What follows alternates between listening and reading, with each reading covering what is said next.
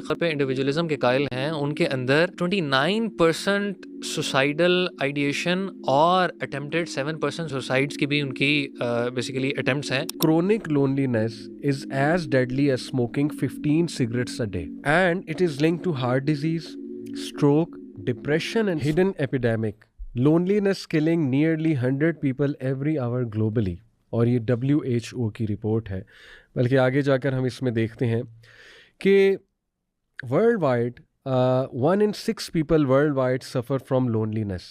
A hidden epidemic that is now linked to more than 8,71,000 deaths annually or nearly 100 every hour. हर घंटे 100 लोग globally loneliness की वजह से मर रहे हैं। और बहुत सैड वाक़े देखने में आए, 2 वाक़यात पाकिस्तान में भी। एक वो जो एक्ट्रेस हैं सीनियर आयशा गालिबन उनका नाम है, और एक रिसेंटली बहुत sad incident I think Humaira नाम है एक्ट्रेस का, उनकी डेड बॉडी मिली और सुनने में आया बहुत अरसा पुरानी उनकी dead body, around 9 months. So what do you have to say to this Hamas भाई? बिस्मिल्लाहिर्रहमानिर्रहीम। अली भाई, पहले ये मैं इस आइडिया के ऊपर, फिनोमिना के ऊपर जो आपने रिसर्च स्टडी मेंशन किया ना, इसके ऊपर ज़रा मैं फिनोमिना की जो बैकग्राउंड है उसको मैं समझता हूँ कि ज़्यादा ज़रूरी है बताना। देखिए, हमारे हालात हाज़रा क्या हैं? हालात हाज़रा ये हैं कि हम एक ग्लोबलाइज्ड कल्चर के अंदर रह रहे हैं, जिसमें ग्लोबलाइजेशन काफ़ी क्या कहते हैं, वो सारे आइडियाज़ उसके फैल रहे हैं। और जो मेन आइडिया जो फैल रहा है ना ग्लोबलाइज्ड कल्चर के अंदर, वो है जिसका सबसे ज़्यादा मीडिया स्ट्रॉन्ग है। और मीडिया स्ट्रॉन्ग उस कल्चर का है जहाँ पर इंडिविजुअलिज़म यानी अकेलेपन को ज़्यादा जो है वो तकवीत मिलती है। उस आइडिया का, अकेले रहना, इंडिविजुअल रहना, फ्री रहना, इस वाले आइडिया को ज़्यादा तकवीत मिलती है। अब ये वाला आइडिया हमारे मीडिया के थ्रू, ग्लोबलाइजेशन के थ्रू जो है ना, वो हर जगह फैल रहा है, ठीक है। और जो हमारे जो कलेक्टिविस्ट कल्चर्स हैं, कलेक्टिविस्ट कल्चर्स इन ज़्यादातर एशियन कल्चर, जैसे एशियन कल्चर्स हैं, इसकी बहुत ज़्यादा आप कह लें कि नेगेटिव निगाह से इसे देखा जाता है। ना सिर्फ वो, आप अगर अपने मीडिया और उसमें भी देखते रहें, हमारे भी बचपन में जो इंडियन ड्रामे थे और उसके अंदर वो सारी क्या डायनामिक्स दिखा रहे हैं कि ये जो जॉइंट हाउस होल्ड हैं इसमें क्या क्या मसले मसाइल हैं, और मतलब उन चीज़ों को हाईलाइट करते करते टू द पॉइंट के ना, प्रोग्रेस के लिए हर्डल है, बिल्कुल बहुत बड़ा। ये प्रोग्रेस के लिए हर्डल है, ठीक है। लोगों की इंडिविजुअल फ्रीडम नहीं है, हर एक जो है वो, और इन डायनामिक्स को देखने को हमने एंटरटेनमेंट बनाया हुआ है, ठीक है। और उसमें कोई खुशी नहीं, हर कोई बंदा किसी न किसी वजह से परेशान है, किसी के लिए जी रहा है जी। तो वो उनकी वो सॉलिडिफिकेशन होती है कि वो जो idea of romance between 2 individual people जो कि अकेले हैं, किसी से कनेक्टेड नहीं है, उनकी कोई फैमिली नहीं है। क्योंकि आप कह लें कि 75% मूवी क्या दिखा रही है कि वो 2 अकेले फिर रहे हैं और उनके साथ कोई दूसरा कनेक्टेड ही नहीं है। तो ये एक जो डायनामिक है ना, इसकी वजह से जो आइडिया ऑफ, आप कह लें कि अकेला रहना, इंडिविजुअलिज्म बहुत बढ़, और इस वजह से आप कह लें कि जो हमारा जो connection with our legacy, parents, सारा कुछ जो है ना, वो आहिस्ता आहिस्ता कटता चला जा रहा है हमारे पेरेंट्स के साथ, हमारे इन चीज़ों के साथ। इवन देखें, जापान टॉप पे है लिस्ट में, ये जो कि लोनली डेथ्स के मामले में जापान के अंदर ओल्ड एज में हफ्ता पड़े रहना बड़ी कॉमन बात है। और वो कई दफ़ा वो नहीं मिलते, और ये इनके ऊपर पूरी डॉक्यूमेंट्री है इस चीज़ के ऊपर। इसीलिए जो अब ये भी एक हालांकि सॉरी मैं बात कर रहा हूँ, जापान हालांकि was well known for its cultural heritage, जिसमें एक बुजुर्ग और बड़े और छोटे की रिस्पेक्ट, और उनके यहाँ बहुत सामुराई कल्चर और इनका बड़ा रिच कल्चर रहा है, बहुत रिच कल्चर रहा है इस चीज़ में कि ओल्डर्स की रिस्पेक्ट और ये उसके साथ और उनकी केयर। लेकिन ये सारा जो है ना एक डाउन हिल की तरफ जा रहा है। हाँ, इसीलिए अब इस पे भी बात हो रही है कि एक बंदा अगर ओल्ड एज पे पहुंच गया है तो उसके पास ये चॉइस होनी चाहिए अपने आप को मार ले। बिल करें, उनको चॉइस दे दी जाए, जिसे कहते हैं ना असिस्टेड सुसाइड या यूथनेजिया।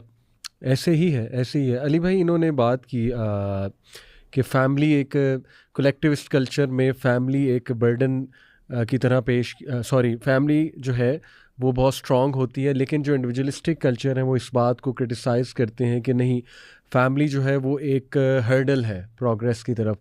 बट मैं चाहूँगा आप ये बताइए कि डोंट यू थिंक, और मैं भी इस पे बात करूँगा कि समटाइम्स येस जॉइंट फैमिली के प्रॉब्लम्स होते हैं, बट दैट डजंट मीन कि आप टोटली उस आइडिया को ही किल कर दें और आप हाइपर इंडिविजुअलिज्म की तरफ जो है वो चले जाएं।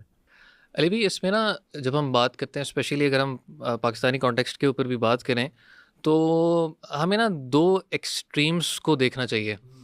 एक एक्सट्रीम जिसकी हम अभी बात कर रहे हैं कि जो कि इंडिविजुअलिज्म की तरफ लेके जा रही है, एक तो वो एक्सट्रीम है जो कि वेस्टर्न कल्चर्स के अंदर तो अब काफ़ी प्रेवलेंट हो चुकी हुई है, और अब हमारे कल्चर्स के अंदर भी वो काफ़ी ज़्यादा पर्कुलेट करती जा रही है। लेकिन अगर आप एक दूसरा एक्सट्रीम वर्जन भी देखें, वो मेरे ख्याल से हमारे इंडियन सब कॉन्टिनेंट की तरफ से आता है कि इंडियन एक कल्चर हमारी तरफ आया, जिससे ना एक और एक्सट्रीम हमारी आप समझ लें कि कंडीशन पैदा होती है। अब ये जो सारी इंडिविजुअलिज्म की तरफ चीज़ें जा भी रही हैं, ये इनका एक तरह रिएक्शन भी बनती हैं। यानी एक सेंसिटिव बात है, समझदारी से इनको समझना ज़रूरी है।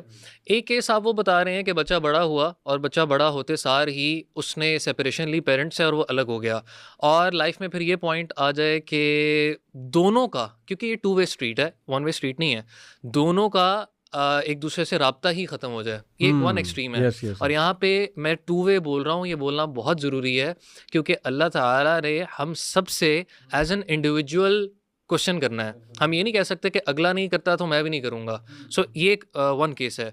सेकंड केस हमारे पास एक्सट्रीम ये है कि हम जब इंडियन कल्चर के साथ जॉइंट फैमिली सिस्टम की बात करते हैं, तो जॉइंट फैमिली सिस्टम के अंदर भी कुछ इस तरह के कल्चर्स प्रिडोमिनेंट हो जाते हैं, जिसके अंदर फॉर एग्जांपल जब बच्चे बड़े होते हैं और उनकी इंडिविजुअल लाइव्स आती हैं, यानी उनकी मैरिजेस होती हैं, तो उसके अंदर इस हद तक इन्वॉल्वमेंट बढ़ जाती है कि जो उस कपल के लिए या उस नई फैमिली के लिए टॉक्सिक होने लग जाती है।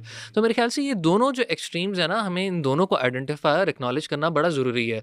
ना कि हम उस एक्सट्रीम पे चले जाएं कि बच्चे माँ बाप से अलग हैं और दोनों तरफ से कम्युनिकेशन ही बिल्कुल ख़त्म हो गया है, और ना ही हम दूसरे एक्सट्रीम वर्जन की तरफ चले जाएं जिसमें हम कहें कि यार बेटा, अगर तुमने अब घर से बाहर कदम भी रखना है ना, तो हमें एक तरह कॉन्फिडेंस में लेके करना है, जिससे अगले को फिर फील होने लग जाए कि हम एक ऐसे इन्वायरमेंट में रह रहे हैं जो कि बहुत ज़्यादा टॉक्सिक है। तो मेरे ख्याल से ये दो एक एक्सट्रीम्स हैं जिनको बैलेंस करना हमारे लिए बड़ा ज़रूरी है। बिल्कुल अली भाई, आपने बड़ी ज़बरदस्त बात की। इसमें मैं यही ऐड करना चाहूँगा कि हम इसके साथ ना दरअसल डायनामिक्स एक और एडिशन ये होता है कि आपको जब चॉइसेस की बारी आती है ना, कि बंदा सोचता है कि अच्छा मैं अगर एक टॉक्सिक कल्चर में रह रहा हूँ, एक टॉक्सिक इन्वायरमेंट में रह रहा हूँ, तो मेरे पास दूसरी चॉइस क्या है। तो वो जो दूसरी चॉइस की जो आइडिया है ना, वो आता बहुत इजीली मीडिया से है, और वो अमूमन क्या होता है, वो एक बहुत एक एक्सट्रीम इंटरवेंशंस होती हैं। ठीक है, उन्होंने कहा कि जैसे ये पूरा एक इंस्टीट्यूशनलाइज किया जा सकता है ओल्ड पेरेंट्स को, उनको एक अलहदा सेपरेशन अकोमोडेशन दी जा सकती है, या ख़ुद जो है वो क्या अलहदा हुआ जा सकता है। वो एक दरमियानी जो राय है जिसके अंदर आपने ये डिस्टेंसेस कायम करना, ये वाली दरअसल इसकी एग्जांपल्स भी कम है हमारे पास या तो आर या पार की एग्जांपल्स बहुत ज़्यादा आती हैं। अच्छा, इसमें दो मैंने देखे हैं किस्म के लोग, जितने मैंने कमेंट्स भी पढ़े, या मैं चाहूँगा आप भी कुछ कमेंट्स बताएं इन पोस्ट के नीचे। जैसे स्पेशली जो सीनियर एक्ट्रेस फौत हो गई, उनके भी मैंने उस न्यूज़ के नीचे कुछ कमेंट्स पढ़े लोगों के। अच्छा, मुझे दो तरह की जहनीत के लोग जो है वो दिखे। एक वो जहनीत पाई जाती है, अभी हम सिर्फ पेरेंट्स की बात कर रहे हैं, कि जो इस बात के 100% कायल हैं, कन्विंस्ड हो चुके हैं कि जो वेस्टर्न मॉडल है इंडिविजुअलिज्म, जो एक इंडिविजुअलिस्टिक सोसाइटी है, उसमें बड़ा कॉमन है। मैं भी यूके गया तो मेरे ब्रदर इन लॉ जिस स्ट्रीट में रह रहे हैं, उनके साथ वाले घर में जो है वो 80+ एक बूढ़ी औरत रह रही थी। तो ब्रदर इन लॉ ने भी मुझे बताया, मैंने भी थोड़ा क्यूरियोसिटी शो की, ये अकेली रहती है। तो उसने कहा ये तो बड़ा कॉमन है, यहाँ पे कुत्ता रखा हुआ है, ज़ाहिर है। तो मैंने कहा कि इनके खामद, उनका उसकी डेथ हो गई थी कुछ अर्सा पहले। तो मैंने कहा व्हाट अबाउट इनके जो बच्चे हैं। तो उसने मुझे बताया, मेरे ब्रदर इन लॉ ने, कि वो महीने बाद इनकी बेटी आती हैं, वो एक राउंड लगा जाती हैं, फिर इसी तरह बेटा 2-3 महीने के बाद आता है। तो ये एक तो देखिए वो लोग हैं जो हमारे हमारे ही लोग, पाकिस्तानी लोग, हमारे ही मुसलमान लोग और ग्लोबली भी, जो इस बात के 100% कायल हैं कि ये मॉडल ठीक है। भाई देखो, पेरेंट्स ओल्ड हो गए हैं, let them take care of themselves, कुत्ता रख लें, ठीक ना, मेड रख लें, कोई ओल्ड एज होम में चले जाएं, वहाँ बल्कि ज़्यादा दिल बहल जाएगा, सेम एज ग्रुप के लोग होंगे, और अगर हमें बहुत ज़्यादा उनके साथ रहना है तो हमारा बड़ा टाइम ज़ाया होगा। ये बाकायदा पूरी एक मेंटालिटी, एक स्कूल ऑफ थॉट है, ठीक है। तो वो ये कहते हैं कि ये चीज़ ठीक है, और इसको एक्सेप्ट करते हुए ऐसे कमेंट्स मैंने देखे, आप भी बताइएगा कि देखिए हाँ, अगर वो अकेली रह रही थी, इसमें क्या इतनी कोई बड़ी बात है। कई लोग, कई बच्चे चले जाते हैं बाहर, सेटल हो जाते हैं जाके, तो ठीक है, चिल्ड्रन का राइट है बाहर जाके सेटल हो जाएं, अपनी लाइफ ऐसे ही बनाएं। है ये। तो बल्कि आप बताइए कुछ अली भाई ये comments जो हैं। कमेंट जो था इस तरह का, it's understandable that the children are settled abroad, we are nobody to जज. Since I have seen many parents, they don't want to leave the country house or to move abroad with kids. However, the question is that nobody was bothered for 7 days. They were not in contact with her. That's negligence. ठीक है. ये चीज़ अब ये बिल्कुल। वाली part कि ये यहाँ पे ये बात है कि इट्स ओके, कोई ऐसा मसला नहीं है। हाँ, ये बात मायूब है कि इतना अरसा बात नहीं की, इन कांटेक्ट रहना चाहिए। अच्छा, इसी तरह ये इफ़त उमर एक एक्ट्रेस हैं पुरानी, तो पता नहीं उन्होंने ये कहा है कि नहीं कहा है, लेकिन मेरे सामने ये बात है, अगर तो कहा है, उन्होंने कहा कि औलाद की ज़िम्मेदारी नहीं है बुढ़ापे में आपका सहारा बनने की। तो ये मैं समझता हूँ कि एक एक्सट्रीम है। बिल्कुल. अच्छा, दूसरा एक क्लास हमें देखने को नज़र आई, वो ये है कि जिनको रिग्रेट है। मैंने अक्सर ज़िक्र किया अपने पॉडकास्ट में, टॉक्स में, कि वन ऑफ द क्वेश्चन जो मुझे वहाँ पूछा गया जब मैं यूके के टूर पे था, तो one of the common question जो बहुत ज़्यादा लोगों ने पूछा वो ये रिग्रेट था कि हम यहाँ पे आए हुए हैं, अकेले बेटे हैं, अम्मी अबू अकेले होते हैं पीछे से, तो हमें रिग्रेट तो होता है। ऑल्दो हम पैसे भी भेजते हैं अच्छे, कॉल पे बात भी होती है, सब कुछ होता है, लेकिन दिल में ना वो एक भार, वो बर्डन, वो रिग्रेट, वो हदीस नबी सल्लल्लाहु अलैहि वसल्लम की कि वो टू द पर्सन जिसने अपने पेरेंट्स को बुढ़ापे में पाया और ख़िदमत करके जन्नत नहीं कमाई। तो ये चीज़ उनका एक सवाल था। इसी तरह कुछ के रिग्रेट्स थे कि मेरे वालिद फौत हो गए, ऑल्दो मैंने अच्छा उनके साथ सलूक किया, पैसे भी भेजे, लेकिन वो रिग्रेट है कि मैंने उनके साथ बुढ़ापे में टाइम स्पेंड नहीं किया, या मैं लेट पहुंचा जनाजे पे, ठीक है ना। तो एक ये टाइप जो है क्लास है जो कहते हैं कि यार ये बात गलत है, लेकिन हमारी कुछ मजबूरियां हैं। तो अली भाई, ये जो सेकंड टाइप है, पहली तो चलें वो, उसको तो हम बाद में डिस्कस करते हैं, लेकिन सेकंड टाइप है, what do you have to say to them जिनके रिग्रेट्स होते हैं? अली भाई, इसमें अगर किसी बंदे का एक रिग्रेट है, पहले तो उसको फिर अपने उन डिसीजंस को रिकंसिडर ज़रूर करना चाहिए कि अगर एक चीज़ आपको ज़िंदगी के अंदर ही रिग्रेट दे रही है तो अपने डिसीजंस को आप एक बार रिकंसिडर ज़रूर करें, क्योंकि रिग्रेट का एक फॉर श्योर मतलब है कि आपके दिल के अंदर एक बेचैनी क्रिएट होगी, और वो बेचैनी आपको कहीं ना कहीं सुकून नहीं हासिल करने देगी। हदीस में ना जो चीज़ दिल में हाँ जी, खटकने मा लगे, हा कफ़ी सदरे का वकर जो चीज़ आपके दिल के अंदर खटके, अल्लाह के रसूल सल्लल्लाहु अलैहि वसल्लम ने फरमाया कि यानी बुराई की एक निशानी इंसान को यही है कि जो इंसान के दिल में चीज़ खटके। अगर हम पेरेंट्स की वैसे ही बात करते हैं तो अल्लाह ताला अगर एक ही आयत के अंदर उनके कुछ हकूक़, दो आयत में अल्लाह ताला जो सूरह रात के अंदर, सूरह बनी इसराइल के अंदर अल्लाह ताला बयान फरमाते हैं, अल्लाह ताला ने वालिदैन के साथ नंबर 1 लेवल पे जो बिहेवियर हमें जिसका हुक्म दिया, अल्लाह ताला फरमाते हैं कि वबिल वालिदैनि इहसाना। आप किसी भी इंसान के साथ 3 लेवल्स पे बिहेव कर सकते हैं। नंबर 1, या तो आप उसके साथ जुल्म करें, नंबर 2, या तो आप उसके साथ अदल कर दें, नंबर 3, या तो आप उसके साथ एहसान करें। एहसान का क्या मतलब है? You go out of the वे, यानी फॉर एग्जांपल एक बंदे ने किसी को हिट किया, वो उसके बदले में उसको हिट करता है तो ये अदल है, और अगर कि कोई इसको हिट करता है उसको माफ़ कर देता है, वो इसके साथ एहसान कर रहा है। तो अल्लाह ताला ने पेरेंट्स के लिए कुरान में जब भी इस तरह की टर्म्स इस्तेमाल किए, अल्लाह ताला ने एहसान ही का लफ्ज़ इस्तेमाल किया, एक्स्ट्रा जाओ उनके लिए। यानी you have to go out of the way. आप पेरेंट्स को एज अ कंपेटिटर नहीं देख सकते। सो आपने पेरेंट्स के साथ वबिल वालिदैनि एहसाना, आपने out of the box, out of the वे आपने जाना है उनके साथ, नंबर 1। नंबर 2, फिर अगर आप पेरेंट्स के हकूक़ की बात करते हैं तो अल्लाह ताला ने अगली बात कही कि वला तकुल लहुमा उफ़, और उनसे उफ़ तक ना कहो। उफ़ हम तो एक ज़बान के अंदर एक लफ्ज़ अदा कर देते हैं ना, अल्लाह ताला ये जो उफ़ का यहाँ पे लफ्ज़ इस्तेमाल कर रहे हैं, आप अगर तफासीर खोलते हैं तो उलमा कहते हैं it is the slightest basically way of showing annoyance.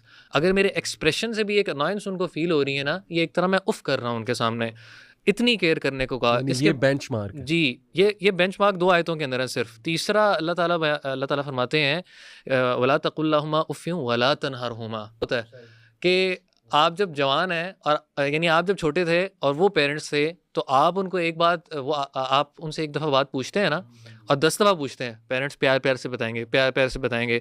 यही जब ये वालिदैन बूढ़े हो जाएँगे और एक चीज़ 10 दफ़ा कहेंगे तो बच्चा चिढ़ने लग जाएगा। तो अल्लाह ने कहा वला तनहरहुमा, इनको झिड़कना मत, इस आयत डाँटना में तो मत। नहीं, उन्होंने प्रेफ़र किया, और अल्लाह ताला ने अंसार की इसी क्वालिटी को कुरान के अंदर ज़िक्र किया कि वयुसिरून अला अनफुसिहिम वलौ काना बिहिम खसासा। इनकी क्वालिटी जो अल्लाह को पसंद आई वो क्या थी? इन्होंने तरजीह दी मुहाजिरीन को अपने ऊपर, इस हाल में भी कि they didn't have much for themselves. अल्लाह अकबर। अच्छा, मेरे पास एक भाई साहब अभी आए कुछ अर्सा पहले, तो वो हिजरत करना चाह रहे थे और इसी कशमकश का शिकार थे जो आपने बयान की। मैंने भी बताया कि मेरे पेरेंट्स अकेले हैं, अकेले बेटे हैं, ऑल्दो बहनें होती हैं पेरेंट्स के पास, लेकिन ज़ाहिर है कि उनको ये रिग्रेट है। अच्छा, उन्होंने मुझे कहा कि अली भाई मैंने प्लान बना लिया है, सब कुछ कर लिया है, आप दुआ करें मेरे लिए। लेकिन फिर उन्होंने एक बात की, कहते लेकिन ना मुझे थोड़ा सा डर लगता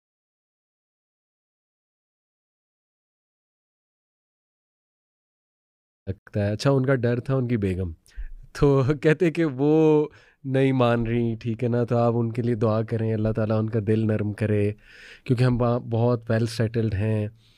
सुभान अल्लाह। क्या मैंने का क्या हो गया बहनों को, मतलब डोंट दे थिंक कि उन्होंने बुढ़ापे पे जाना है, डोंट दे थिंक कि कल को उनके बच्चों ने बड़ा होना है और शादियां होंगी, तो मकाफाते अमल सीधी सी बात अपने है। आप को उस शूज़ में आके ना Yes. हमेशा देखना चाहिए। यस यस बात यानी आप जब अपने आप को उनके शूज़ के अंदर लेके आएंगे ना, तब इंसान को एहसास होगा कि अच्छा यार, कल को मेरे साथ भी मैंने भी इस चीज़ के ऊपर पहुंचना है, तो मैं अपने लिए क्या पसंद करूंगा। एग्जैक्टली। हाउएवर मैं एज अ विलन पोर्ट्रे, अल्लाह माफ़ करे, नहीं करना चाहता बहनों को। हो सकता है कोई बैक ऑफ द माइंड कोई चीज़ें हो, जनरली यानी जनरल एक जनरल बात कर रहा हूँ कि थोड़ा दिल नरम करें प्लीज़। इसके लिए हमारे से जो पहला हमने किया था उस पर भी आप, मैं चाहूँगा, रोशनी डालें जो कायल हो चुके हैं इस चीज़ के, और anything else you want to share. अच्छा, इवन तो ये कन्विंस्ड हैं, ठीक है, ये भी उसी कैंप में आते हैं थोड़ा बहुत है, जो कि फर्स्ट वाला कैंप है, जो कि गिल्ट फील करते हैं।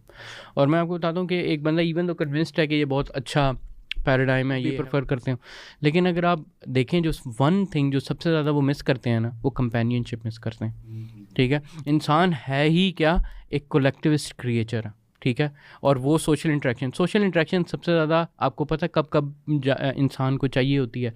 एक, जब वो बच्चा होता है, जब वो छोटा होता है, तो मतलब यानी माँ या बाप या हर वक्त कोई ना कोई उसके पास हो, वरना वो डर जाएगा। और हम भी ख्याल रखते हैं, ये करते हैं वो करते हैं कि बच्चे के और जब बंदा बुजुर्गी में चला जाता है ना, तो वो एकदम से एक किस्म का उसी तरह की एक स्टेज पे आता है जिसमें सोशल इंटरेक्शन उसके लिए सबसे वैल्यूबल चीज़ होती है। और वो जो है आप देखेंगे कि पेरेंट्स का इस तरह का बिहेवियर होता है कि पैसा उन्हें मैटर नहीं कर रहा होता, उनको कंपनी मैटर कर रही होती है, और उस वक्त वो लगाने के लिए भी तैयार होते हैं। एक बात भी ऐड कर दूं कि हम अक्सर ये सोचते हैं, हम सब ही टू बी ऑनेस्ट, और हमारे सोसाइटी के लोग जो पढ़ लिख गए हैं और बड़ा प्रोग्रेस करना चाहते हैं, कि यार ठीक है पेरेंट्स के साथ रहो, लेकिन मेड्स रख दो, नौकर रख दो, हाँ कोई हर्ज नहीं है, ऑब्वियसली हेल्पर चाहिए होता है, लेकिन टू बी ऑनेस्ट उनको ये सोचना चाहिए कि देखें पेरेंट्स को मेड और हेल्पर्स की ज़रूरत नहीं है ओल्ड एज में। मतलब क्या वो बैठ के मेड के साथ ही बातें करते रहें, क्या वो बैठ के हेल्पर के साथ या ड्राइवर के साथ बातें करते रहें? आप ये चाहते हैं, देखिए हेल्प करें, हेल्पर रखते हैं, लेकिन बात वो आपसे करना चाहते हैं, बिल्कुल ऐसे ही है, genuinely they want to spend time आप विद यू। यही चीज़ बच्चे के ऊपर भी लगाएं। क्या बच्चा भी चाहता है, बच्चे को सबसे ज़्यादा किसके साथ अफेक्शन होती है, वो माँ की अटेंशन चाह रहा होता है या वो मेड की अटेंशन चाह रहा होता है? ऐसे ही है। और ये सेम डायनामिक जो है ये दोनों इंसान की उसमें नेचर जॉब में इज डन, हमने हेल्पर रख दिया, हमने उनकी जो है ना वो इंतजामात कर दिए, ड्राइवर रख दिया है, तो बस माई आप जॉब उस इंसान की एसेंशियल नेचर के अगेंस्ट एक्ट कर रहे हैं, तो आप किस तरह एक्सपेक्ट करते हैं कि ये चीज़ जो है ये कोई बेनिफिट में जाएगी? दूसरा मैं बताऊँ, जो आपको आप बता रहे थे कि कुछ को गिल्ट फील हो रहा था, ठीक है, कि यार पेरेंट्स को मैं छोड़ के गया हूँ, वो गिल्ट क्या मतलब वो ख़त्म हो जाएगा? वो क्या चाह रहे होते हैं कि मुझे ये वाली फीलिंग ना आए। कई दफ़ा छोड़ के चुके होते हैं, सारा कुछ कर भी रहा होता है, और बस वो इस कोशिश में होते हैं कि जो भी फीलिंग रह गई है ना वो ज़रा ख़त्म हो जाए। और व्हेन ये कौन सा ऐसा पार्ट आ जाता है अपनी लाइफ में कि आप एक बिल्कुल ही कम्प्लीटली इंडिपेंडेंट किस्म के इंसान हो। दूसरा, अगर आप ना शादी के डायनामिक्स को भी अगर आप गौर करें, देखें जो बंदा एक लड़की को, यानी हमारे कलेक्टिविस्ट कल्चर में जो घर लेके आता है, ठीक है, तो उसके भी जो चलो पेरेंट्स ने इन्वेस्ट किया होता है, क्या उसका वो बंगला होता है अकेले का, उस लड़के का बंगला होता है क्या, वो अकेले बलबूते पे उसने सारा किया होता है? और क्या लड़की ये भी देखे कि वो जहाँ तक पली बढ़ी है वो किसने किया? वो भी पेरेंट्स ने किया। माँ बाप को निकाल तो नहीं सकते यानी वो नहीं, माँ बाप ने वहाँ तक लेके उसे आए हैं, वही माँ बाप जो है इसको भी लेके आए हैं, और दोनों का जो है एक डेट बनता है। नहीं, या तो आप इंडिविजुअलिस्टिक कल्चर से आ रहे हो, फिर आप धड़ल्ले से इंडिविजुअलिस्टिक डिमांड्स भी करो।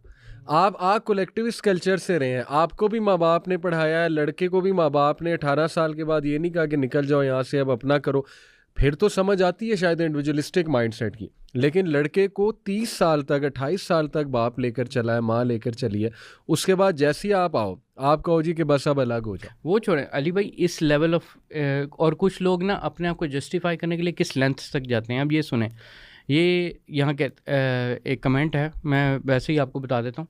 एक कमेंट ये है, वो कह रहा है कि डिड दे मतलब यानी took our consent before birthing us, उन्होंने हमारी इजाज़त ली थी हमें बर्थ करने की। अब अगर हमारी इजाज़त नहीं थी इस पूरे हमारे यानी आने में, तो फिर हमारे ऊपर क्या ऑब्लिगेशन डाल रहे हैं? आपने तो अपनी सेल्फिश रीज़न की वजह से मुझे इस दुनिया में लेके आए हो, ठीक है? लेवल तो मैंने कहा चूँकि आप अपनी सेल्फिश रीज़न की वजह से मैं दुनिया में आपको बच्चे चाहिए थे ना, तो मैंने तो आपसे नहीं कहा था, तो आप मेरे ऊपर क्यों ऑब्लिगेशन डाल रहे हो? खुद भी तो सेल्फिश रीजन की ही वजह से बच्चे बेसिकली प्रोड्यूस करेंगे ना। हाँ, अगर आपने इस चीज़ के ऊपर आके सोचना है। बिल्कुल। और बड़ी वैसे अजीब सी बात है, आप यहाँ तो वो तरीका बता दें जिस तरीके से आपसे इजाज़त लेनी है, या इसका कोई तरीका है तो बता दें। अब ये जो आप देखें ना, ये माइंडसेट क्या है, कंसेंट एक तो सबसे बड़ा मोरल एंकर है, और अगर वो जी इजाज़त लिए बगैर अगर आपने कर दिया, तो आपका क्या राइट है जी मेरे ऊपर ये कहना कि जी मैं आपका ख्याल रखूं? अच्छा, ये मेरे सामने WHO का एक और जो है रिसर्च एंड स्टैटिस्टिक है, chronic loneliness is as deadly as smoking 15 cigarettes a day and it is linked to heart disease, stroke, depression and suicide and Alzheimer's disease. अब ये जो इंडिविजुअल हाइपर इंडिविजुअलिज्म के जो लोग कायल हैं, जो वेस्ट को हर चीज़ में एक मिसाल पेश करते हैं, देखिए हमारा एक जो तबका है ना, अनफॉर्चुनेटली वो इस लेवल का ब्लाइंड फॉलोअर हो चुका है वेस्ट का, कि without seeing anything, without doing any critical thing, उनकी बाकी हर चीज़ पे क्रिटिकल थिंकिंग की जो है ना निगाह वो चलती है, लेकिन when it comes to West तो सारे ये औसाफ गायब हो जाते हैं, क्रिटिकल थिंकिंग या क्रिटिक और दूसरे एंगल से देखना। तो they are buying everything that is happening over there.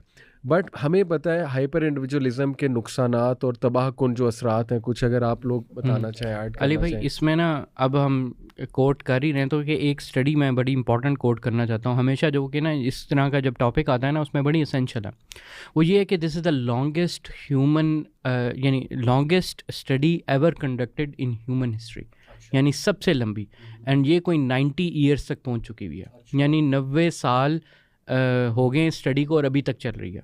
और ये एसेंशली स्टडी थी ह्यूमन हैप्पीनेस पे, कि व्हाट एक्चुअली में व्हाट आर द पैरामीटर्स जो कि एक मतलब एक अच्छी लाइफ बनाते हैं, एक हैप्पीनेस की लाइफ बनाते हैं। और ये स्टडी हार्वर्ड रिव्यू में भी आ रही है, और बहुत बड़े बड़े साइंटिस्ट हैं, और उसमें कई कुछ बड़े लोग भी इन्वॉल्व थे, जैसे कि JF कैनेडी भी इनिशियली में जब बच्चों उसमें ना उसका हिस्सा था, लेकिन वो फिर निकाल दिया। लेकिन ये क्या है, ये एक लॉन्गिट्यूडनल स्टडी है उनके ऊपर, जिसके अंदर ये डिटेक्ट किया कि थ्रू आउट कौन जो है वो ज़्यादा लंबा अरसा ज़िंदा रहा है, कौन खुश रहा है, कौन उदास रहा है, वो सारी चीज़ उन्होंने ना आप कह लें कि 90 साल तक जो है वो चल रही है, जब तक वो क्योंकि ज़िंदा है वो है।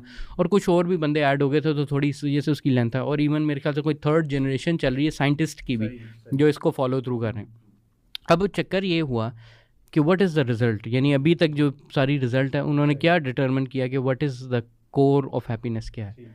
उन्होंने कहा कि long term commitment and relationships, अच्छे रिलेशनशिप्स, अपने लॉन्ग टर्म रिलेशनशिप्स, जो अपने पेरेंट्स के साथ, जो अपने पार्टनर्स के साथ अच्छी लॉन्ग टर्म कमिटमेंट की है ना, जिसने ज़्यादा इन्वेस्ट किया उस पर, जिस पे टाइम दिया आपस में, उसकी उनकी लाइफ एक्सपेक्टेंसी, उनकी ओवरऑल हैप्पीनेस वो ज़्यादा हमेशा रही है। यानी इवन आप इमेजिन करते हैं कि सेल्फ सेक्रीफाइस है। फॉर एग्जांपल कुछ स्टडीज़ आती हैं छोटी लेवल पे, वो कहते हैं कि जी जैसे स्टडी आई है कि बच्चों वाली माएँ जो हैं वो ज़्यादा डिप्रेस हैं या वो सैड हैं एज अपोज टू जो वो वाली है, और वो स्टडी को बड़ा कोट किया जाता है। लेकिन उसके काउंटर एक्ट में ये वाली स्टडी ज़्यादा इंपॉर्टेंट है और ज़्यादा लंबी, ज़्यादा रोबस्ट है, जो कि बाकायदा कहती है कि देखो ना सिर्फ बच्चों से करना, वो जो रिलेशनशिप हो वक्ती तौर पर तो आपको ज़रा स्ट्रेस होता है, आपका बच्चे का ख्याल रखना होता है, लेकिन ओवर टाइम वो क्या हुआ, वो उनके लिए हैप्पीनेस का ज़रिया बना, वो ज़्यादा सेटिस्फाइड रहे, ठीक है, और उनकी लाइफ भी बहुत लंबी रही। अब ये चीज़ जो है ये मतलब इन्हीं की कर दी हुई स्टडी, अमेरिकन स्टडी है, लेकिन ये क्या प्रोफाउंड फैक्ट शो करती है। बल्कि मैं एक पॉडकास्ट का क्लिप देख रहा था, उसमें वो फीमेल एक बैठी हुई थी जो फीमेल फेमिनिस्ट के साथ डिबेट कर रही थी। तो वो जो दूसरी थी उसने उसे ये कहा कि इमेजिन करो कि मतलब एक बड़ा ग्रॉस और बड़ा ग्राफिक उसे सीन इमेजिन कराया कि जब एक radical feminist when she is dying तो there is no one around her, मतलब she didn't get married, she chased career to a very hyper, क्या कहना चाहिए, बहुत ही वहशी होके या बहुत ही ज़्यादा एक्सट्रीम लेवल पे जाके उसको चेज़ करना, हाइपर इंडिपेंडेंस को चेज़ करना। कंपेयर दिस विद समवन जो एशियन कल्चर में है, उसके इर्द गिर्द वो नानी है, मे बी वो दादी है, ठीक है ना, उसके इर्द गिर्द नवासे हैं, उसके इर्द गिर्द पोते हैं, मतलब एवरीवन इज़ अराउंड हर, और वो इस सीन में उसकी डेथ हो रही है। तो दिस इटसेल्फ टेल्स कि जो लोनलीनेस में जा रहा है और जो उसमें जा रहा है, तो ये बड़ा एक ग्राफिक सीन था जो आपकी बात को भी उसको करता है बैक। आप इस पे कुछ ऐड करना चाह रहे हो? अच्छा, इसके अंदर अली भाई एक चीज़ समझना बड़ी ज़रूरी है कि इंडिविजुअलिज़म की जब हम बात करते हैं ना, तो इंडिविजुअलिज़म जो है वो आपकी ज़ाहरी नीड्स पूरी कर रहा होता है। हम ज़ाहरी नीड्स को तो देख रहे होते हैं जो कि बेसिकली मॉनेटरीली भी हो सकती हैं और दुनिया की बाकी आपकी अचीवमेंट सक्सेस वगैरह हो सकते हैं, लेकिन उसके साथ जो हम रिपीटेडली बात कर रहे हैं वो एक चीज़ ये है कि जो इमोशनल फैक्टर है, जो अल्लाह ताला ने इंसान के अंदर वन ऑफ द नीड्स रखी है हमारी, कि हम सोशल बीइंग्स हैं, वो इमोशनल नीड इंसान की ख़त्म हो जाती है। इसमें आप ख़ास तौर पे गौर करें कि रीसेंट रिसर्चेस हैं 2020s के अंदर कि जो इंडिविजुअलिज़म के कायल होते हैं ज़्यादा लोग, जिनकी तरफ इंक्लिनेशन होती है, उनके अंदर सुसाइडल थॉट्स का जो रेशो है वो बहुत ज़्यादा बढ़ रहा है। रिसर्च खुली हुई है, उसके अकॉर्डिंग जो स्टूडेंट्स हैं जो कि ख़ास तौर पे इंडिविजुअलिज़म के कायल हैं, उनके अंदर 29% सुसाइडल आइडिएशन और अटेम्प्टेड 7% सुसाइड्स की भी उनकी बेसिकली अटेम्प्ट्स हैं, जो कि ऐसे स्टूडेंट्स जो इंडिविजुअलिज़म की तरफ कायल होते हैं। सो यानी ये बात समझना ज़रूरी है कि वो क्या चीज़ है जो कि ज़ाहिरी तौर पे उनके पास सब कुछ होने के बावजूद उनको ये चीज़ें करने की तरफ मजबूर करती है। इसीलिए अगर आप गौर करें तो हमारी शरीयत के अंदर इस चीज़ को बहुत ज़्यादा प्रमोट किया गया है कि हम जो टाइज़ हैं ख़ास तौर पे उनको मेंटेन करने की तरफ बहुत ज़्यादा ध्यान दिया गया है शरीयत के अंदर। तो ये एक भी बहुत बड़ा नेगेटिव कॉन्सिक्वेंस है अगर आप टाइज़ किसी और के लिए करना, कभी-कभी अपनी नीड के ऊपर आप जब दूसरों को एक तरह प्रेफ़रेंस दे रहे हैं सैक्रिफ़ाइस के अंदर, ये सारी जो मॉरल वैल्यूज़ हैं ये आहिस्ता-आहिस्ता फिर ख़त्म होती जाएँगी। ऐसे ही है, इनकी एग्ज़िस्टेंस बिल्कुल। ख़त्म हो जाएगी। बिल्कुल ऐसे ही है, और ये चीज़ हमें नज़र आ रही है, अपने माशरे में भी नज़र आ रही है। इवन बहन भाइयों में गैप बहुत ज़्यादा बढ़ रहा है। यानी पेरेंट्स का तो चलो वो एक सैड स्टोरी है ही, बट बहन भाइयों को नहीं आपस में पता होता, आपस में कोई हाल चाल नहीं पूछते, और स्पेशली पेरेंट्स की डेथ के बाद तो बिल्कुल ही ख़त्म हो जाता है। यानी एक पेरेंट्स तो एक वजह बनती है ना कि चलो बहन भाई आपस में मिल रहे हैं जोड़ने के लिए, लेकिन पेरेंट्स की डेथ के बाद तो बिल्कुल ही ख़त्म हो जाता है।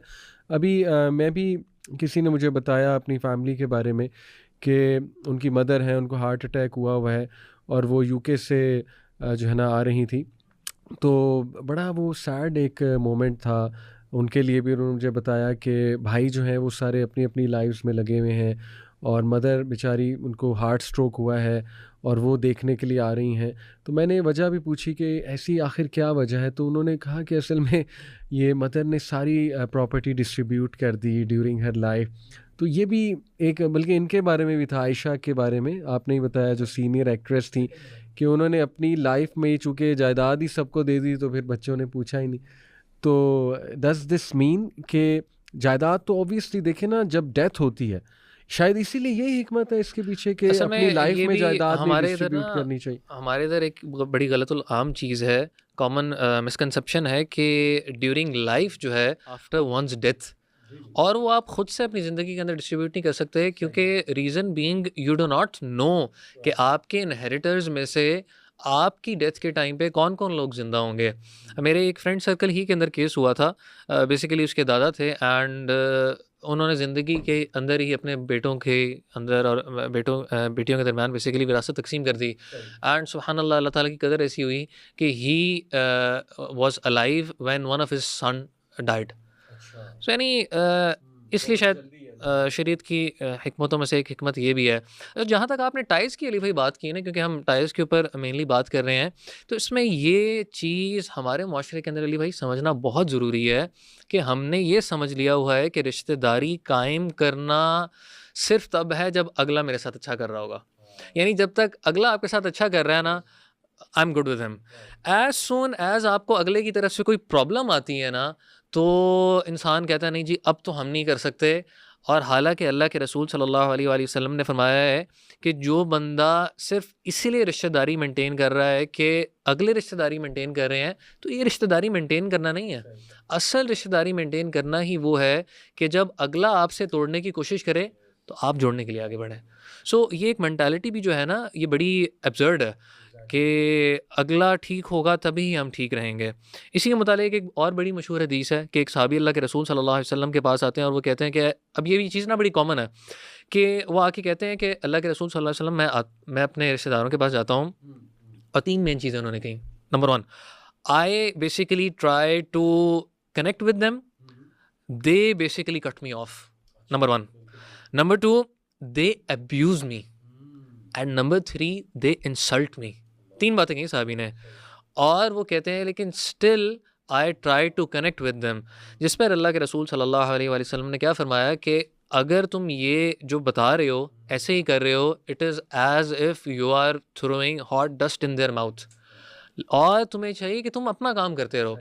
हम ना ये चीज़ समझना छोड़ देते हैं कि हमारा जो अपना रोल है ना, हमने वो अदा करना है। हम फ़ौरन इस कंक्लूजन के ऊपर आ जाते हैं क्योंकि देखो अगला नहीं कर रहा तो मुझे भी करने की ज़रूरत नहीं है। बिल्कुल ऐसी। और देखें ये कुछ ना मॉडर्न टर्मिनोलॉजीज़ आई हैं आजकल, बड़ी कॉमन हो गई हैं। आपको मैंने भी 90s का दौर देखा, आपने भी 90s अर्ली 2000 का दौर देखा है। आप मुझे बताइए ये जो वर्ड है टॉक्सिक, ये हमारे ज़माने में था कोई कॉमन कि ये टॉक्सिक बंदा है, ये टॉक्सिक फ्रेंड है? नहीं, मेरा नहीं ख्याल हमने दिस सुना। Word toxic is a product, by product, मैं इसमें पढ़ रहा था, it's a by product of post modernism.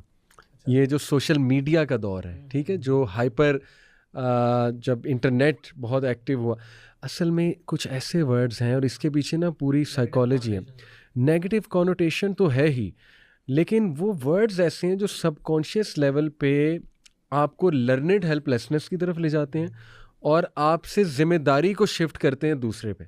यानी it's very easy you know कि मेरी आपसे नहीं बन रही, बजाय कि मैं ये देखूँ यार मेरी भी कोई गलती होगी, मैं पता क्या कहूँगा, यार ये बंदा ये टॉक्सिक है, यानी ये बंदा टॉक्सिक है, ये मुझे इफ़ेक्ट करता है और इसके इफ़ेक्ट होने से करने से मैं इफ़ेक्ट हो रहा हूँ, और एक तो उससे मैं लर्नेड हेल्पलेसनेस का शिकार। आजकल आपने देखा है कि बच्चे बड़ा ईजीली कह देते हैं मेरा टॉक्सिक बाप है, जजमेंटल एकदम फ़ौरन होकर मेरे पेरेंट्स टॉक्सिक हैं, उनकी टॉक्सिक पेरेंटिंग है। मतलब what is meant by toxic बंदा? भाई लोगों में कमियां होती हैं, वीकनेसेस होती हैं, कुरान ने तो टॉक्सिक का वर्ड कहीं नहीं जो है ना वो आप इस्तेमाल किया। नोट करें अली भाई, मैं जब इस टॉपिक के ऊपर हम बात कर रहे थे ना, मेरे जहन में मिसाल आ रही थी। आप सुभान अल्लाह मिसाल देखें, इब्राहीम अलैहिस्सलाम है, ठीक है, और इब्राहीम अलैहिस्सलाम की अजीब मिसाल आप देखें सुभान अल्लाह, कि अब्बा जान को पहले दावत दी। अब्बा जान बुत परस्त भी हैं और बुत बनाने वाली भी हैं। सो बुत परस्ती के साथ उनका दीन भी जुड़ा हुआ है और उनकी इकोनॉमी भी जुड़ी हुई है। तो जब इब्राहीम अलैहिस्सलाम ने मोनोथीज़म प्रीच किया कि एक अल्लाह को पुकारो, तो आगे से बाप ने यहाँ तक फिर एंड पे आके कह दिया कि इब्राहीम अगर तू बाज ना आया ना, मैं पत्थर मार मार के मार दूंगा, आई स्टोन यू टू डेथ। तो उसके ऊपर इब्राहीम अलैहिस्सलाम का क्या जवाब है कि ए अब्बा जान सअस्तगफिरु लका रब्बी, अब्बा जान मैं फिर भी आपके लिए अल्लाह ताला से माफ़ी मांगूंगा। तो हमारे बच्चों को ये भी तरबियत देनी चाहिए कि भाई आपके अब्बा जान अल्लाह माफ़ करे आज़र तो नहीं बन गए ना, कोई अल्लाह को छोड़कर दूसरों को, क्योंकि अल्लाह के नज़दीक देखें सबसे बड़ा गुनाह शिर्क से बड़ा कोई गुनाह नहीं। उसके बावजूद भी इब्राहीम अलैहिस्सलाम का क्या बिहेवियर था। अच्छा, पेरेंट्स ही के अंदर अगर आप देखेंगे ना, एक दूसरी आपको साइड भी मिलती है, वो नूह अलैहिस्सलाम और उनके बेटे की मिलती है। अब नूह अलैहिस्सलाम नबी हैं और बेटा जो है बेटा काफिर था, लेकिन बाप ने बेटे के साथ ताल्लुक़ यहाँ तक ज़रूर रखा हुआ था कि कट ऑफ नहीं हुए बेटाइज, यहाँ तक कि जब तूफ़ान आता है, अल्लाह का अजाब आ गया है, फिर भी नूह अलैहिस्सलाम कश्ती के अंदर सवार होते हैं और आखिरी अटेम्प्ट करते हैं, या बुनैया अरकम माना वला तकुम माल काफिरीन। यहाँ पे उन्होंने अपने प्यारे बेटे को करके बुलाया, ठीक है, ऐ मेरे प्यारे बेटे आ जाओ वला तकुम माल काफिरीन। करने को वो ये भी कह सकते थे ठीक है तुमने मेरी बात नहीं मानी थी ना, अब देखो तुम्हारे साथ क्या होता है। सो यानी उन लोगों ने टाइज जोड़े। फिर तीसरी टाइज जोड़ने की एग्जाम्पल आपको यूसुफ अलैहिस्सलाम की मिलती है। ये जो टॉक्सिसिटी की आप बात कर रहे हैं, तो यूसुफ अलैहिस्सलाम के भाइयों ने तो उनको कुएं के अंदर फेंक दिया था, और यूसुफ अलैहिस्सलाम तो ऐसी आइडियल पोजीशन के अंदर थे कि वो बदला लेना चाहते, बड़ा अच्छा बदला ले सकते थे। इवन जब वो लोग आए थे टू गेट फूड, जब वहाँ पे कहत साली थी, तो यूसुफ अलैहिस्सलाम तब भी बदला ले सकते थे। सेकेंडली जब वो उनके दरबार में फिर आते हैं, सही बात, फिर भी बदला ले सकते थे। बिल्कुल ऐसे। लेकिन उन्होंने शैतान के ऊपर बात डाली। उन्होंने कहा कि शैतान ने हमारे दिलों के दरमियान ये कैफियत डाल दी थी एंड ला तसरीब अलैकुमुल यौम, आज तुम पे कोई गुनाह नहीं। देखें ये जो वर्ड टॉक्सिक है ना, कुछ वर्ड्स ऐसे होते हैं ब्रो कि जो हतमी नतीजा होता है। जैसे मैं आपको कहूँ ना एक टॉक्सिक सब्सटेंस है, इसका मतलब पता है क्या, ये सब्सटेंस कभी ठीक नहीं हो सकता। हाँ यस, दिस इज टॉक्सिक, इसकी quality ये है। दिस